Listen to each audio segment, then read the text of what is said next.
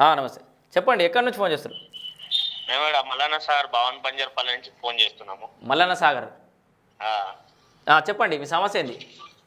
ఇది మాది 5,04,000 ప్యాకేజ్ వచ్చేది ఉంది మాది. ఉమ్, ఇల్లు బాపతి మేము అప్పుడు ఇల్లు కట్టిమని తీసుకోలేదు 5,04,000. 5,04,000 అంటే ఇల్లు కట్టడం కోసం ప్రభుత్వం 5,04,000 ఇస్తుందా? ప్రభుత్వం 5,04,000 అప్పుడు మేము ఇల్లు కట్టిస్తే 5,04,000 ఇవ్వలేదు కదా సార్. ఓకే. గవే డబ్బులు మాకు సంతకాలు పెట్టించుకోరు. 5,04,000 ఊరు కాల్ చేసేటప్పుడు మీకు ఇచ్చేస్తామని సంతకాలు పెట్టించుకోరు. ఓకే, ఊరు కాల్ చేసే ముందట. గత 4 సంవత్సరాలు అవుతుంది ఇప్పటికి, కానీ ఏం పట్టించుకుంటలేరు కలెక్టర్ ఆఫీస్ లో మమ్మల్ని.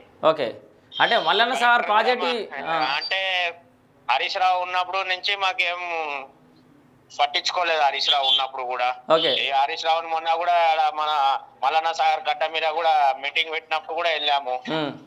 అక్కడికి వెళ్ళినప్పుడు కూడా మీకు చేస్తాం అది దాని కూడా ఏం అనట్లేదు. హరీష్ రావు కూడా 2-3 సార్లు హరీష్ రావు ఆఫీస్ కూడా వెళ్ళాను. ఎక్కడ హరీష్ రావు కూడా కలవట్లేదు. మధ్యలో మీకు అన్ని వచ్చినాయని చెప్పారు న్యూస్ లో. మీకు మల్లన్న సాగర్లు ఏమి ఇచ్చేట్లేవు అన్నారు. మేము అధికారం దగ్గర మళ్ళా పోయినాము.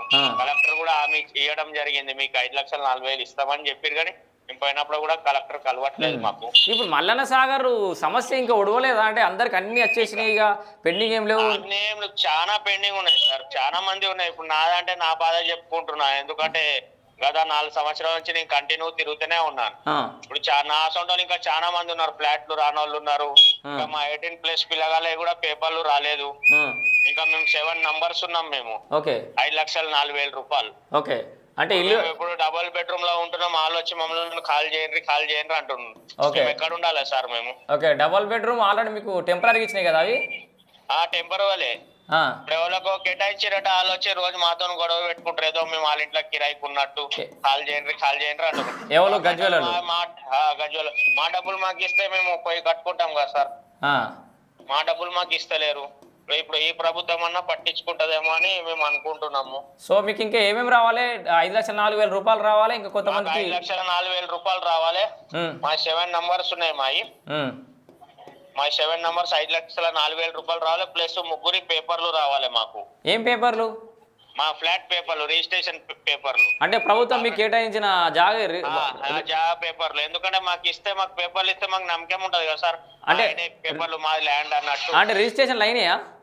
రిజిస్ట్రేషన్ అయింది. 2-3 సార్లు రిజిస్ట్రేషన్ అయింది అన్నారు. ఏదో ఫింగర్ కోసము ఏదో కేసు అయింది, మళ్ళీ పని చేయదు, మళ్ళీ తర్వాత ఇస్తాం అది అని పిల్లలవి కూడా ఇప్పటికీ ఆపేసారు. మా అన్ని ఆల్రెడీ అప్రూవల్ ఉన్నాయి. పోయినప్పుడు కలెక్టర్ కూడా చూసారు, అన్ని ఆల్రెడీ అప్రూవల్ ఉన్నాయి. కలెక్టర్ కూడా పిలిపించి చేతి కింద ఉన్నారని పిలిపించి చెక్ చేయమన్నారు. కలెక్టర్ కూడా హామీ ఇవ్వడం జరిగింది. కానీ బడ్జెట్ లేదంటారు. ఏమన్నా అంటే మాకు మీకు రావు అనట్లేదు. కానీ ఎన్ని రోజులు మేము డబుల్ బెడ్రూమ్లలో ఉండాలి మేము? సో మీతో ఏమైనా న్యాయం అవుతుందేమో అనుకొని మీకు ఫోన్ చేశాను సార్ నేను. సరే పర్లేదు. అంటే దీనికి సంబంధించిన మీ మల్లన్న సాగర్ చాలా ఇష్యూస్ ఎప్పుడు నేను కూడా మల్లన్న సాగర్ భూనిర్వాసితునే. మీకు అక్కడ మీరు KMS నంబర్ కొడితే మేము ఏం భూములు ఇచ్చినాము, మాకు ఎన్ని పైసలు వచ్చినాయి అన్ని తెలిసిపోతుంది సార్. మీరు అడగాలని కూడా ఏం లేదు. మీరు ఒట్టి KMS నంబర్, మా ఊరు పేరుతో KMS నంబర్ కొడితే మొత్తం డేటా మొత్తం వెళ్తుంది సార్. ఓకే, అంటే ప్రభుత్వం దగ్గర పూర్తి సర్వే రోజుల నుంచి పేపర్దే ఆ పేపర్దే అంటే గతంలో పేపర్లు ఉన్నాయి, ఇప్పుడు ఆ పేపర్లు ఏడున్నాయో ఏందో.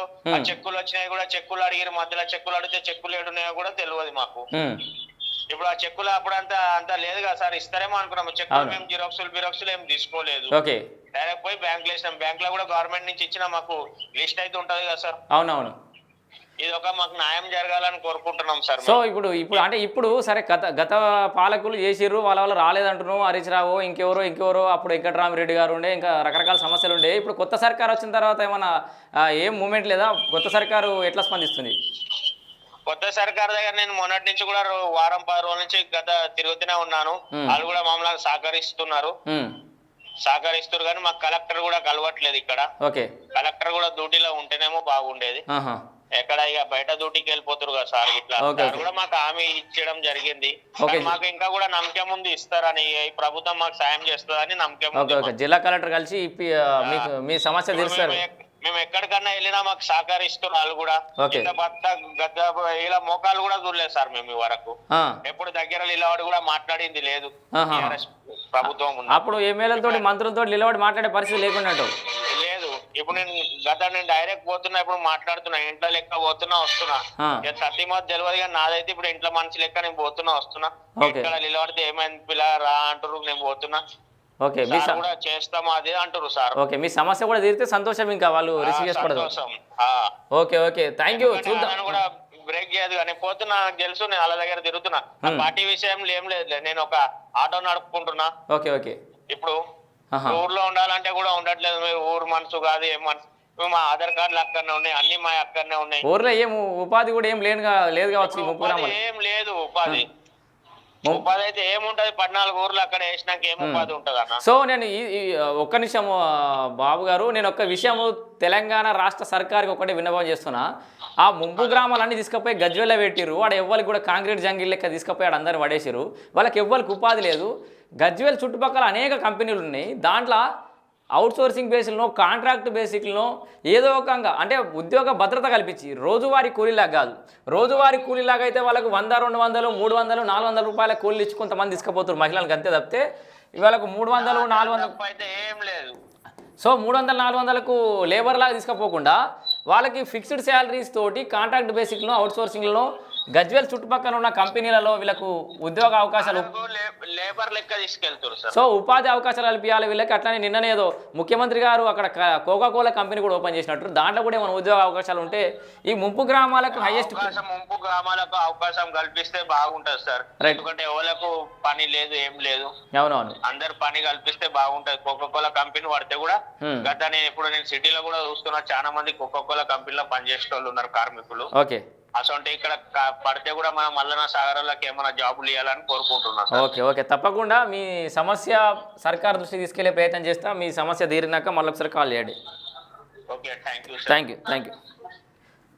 సో చూస్తున్నారు కదా, మల్లన్న సాగర్ భూ నిర్వాసితులు ఇంకా కూడా ఈ పెద్ద మనిషి ఎటువైనే ఇగో ఏమంటుండు, ప్రజాకోర్టులో తగిన శిక్ష పడాల్సిందే, 1,00,000 పేజీలు పెట్టినా ప్రశ్నించడం ఆపను అంటుండు. హరీష్ అన్న మా మల్లన్న సార్ భూ నిర్వాసితుల పక్షాన ఇప్పుడు ఒకసారి ఈ కొత్త సర్కారును ప్రశ్నించు.